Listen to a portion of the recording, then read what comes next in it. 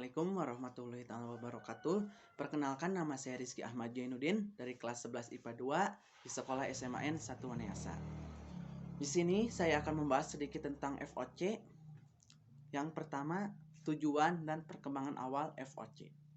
Terkait adanya persaingan antar kongsi Belanda, maka pemerintah dan Parlemen Belanda mengusulkan agar antar kongsi Belanda mendirikan sebuah perusahaan dagang yang lebih besar.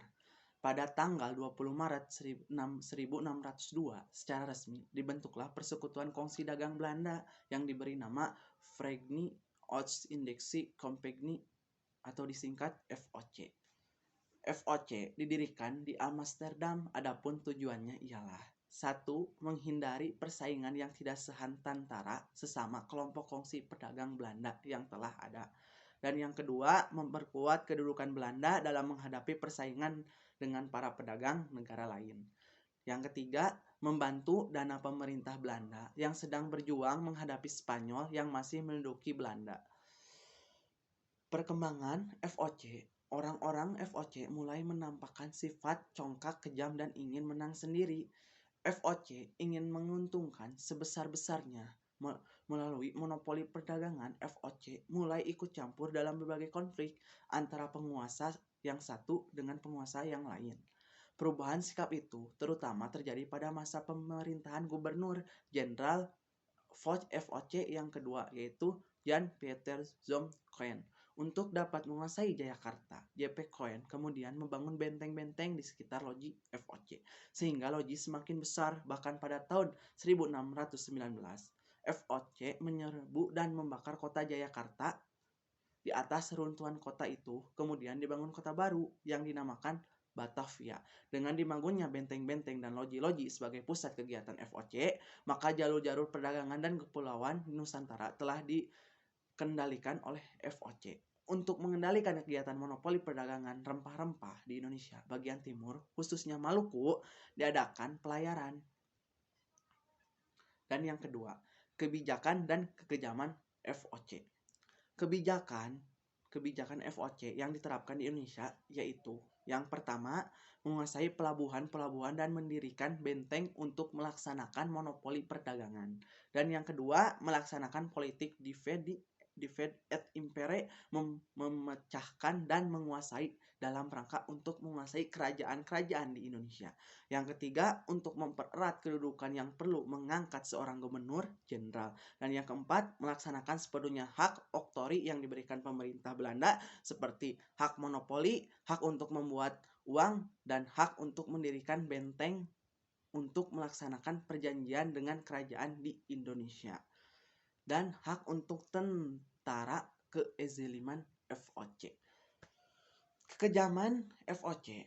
1. Merebut pasaran produksi pertanian dan memonopoli perdagangan di Indonesia. Dan yang kedua, FOC menduduki tempat-tempat strategis. Ketiga, melakukan pemaksaan bahkan sampai diperangi apabila ada rakyat Indonesia yang tidak mau bekerja.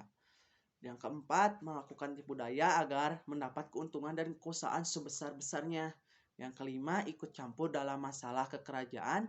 Dan yang keenam, bentuk reaksi rakyat Indonesia terhadap keserakahan dan kezaliman FOC. Yang ketiga, reaksi rakyat terhadap kekerasan FOC. Terdapat banyak reaksi yang dilakukan oleh rakyat Indonesia atas kekejaman yang dilakukan FOC. Salah satu yang paling mengemuka misalnya pemberontakan petani Banten pada 1888 di Banten. Pada saat itu FOC melibatkan pihak swasta dalam mengeksploitasi lahan dan pertanian di Jawa dengan pola ekonomi liberalisme. Pola itu mencekik para petani sehingga mereka mereaksi dengan sebuah pemberontakan. Yang keempat, proses kebangkrutan FOC. Faktor-faktor penyebab kebangkrutan FOC antara lain: banyaknya korupsi yang dilakukan oleh sebagian besar pegawai tinggi FOC yang dibuat untuk membeli rumah-rumah mewah di Belanda, dan membuka mengenai laba yang berbeda antara kantor dagang di Asia dengan kantor di pusat, yakni di Belanda, sehingga menyebabkan banyak sekali uang-uang hasil laba dari FOC yang diselewengkan oleh para pegawai yang bekerja di kantor cabang FOC. Adanya ekspansi dagang yang dilakukan FOC untuk memperbesar daerah jangkauan perdagangan yang membutuhkan biaya yang tidak sedikit. Sedangkan laba yang dibubuhkan FOC tidak mencukupi sehingga banyak hutang-hutang yang timbul akibat ekspansi dagang tersebut. Adanya serangan terhadap kapal-kapal milik FOC di lautan yang dilakukan oleh armada kapal laut milik Eropa, sehingga banyak kapal dagang milik FOC yang tidak kembali, sehingga membuat FOC menjadi kekurangan armada kapal untuk berdagang.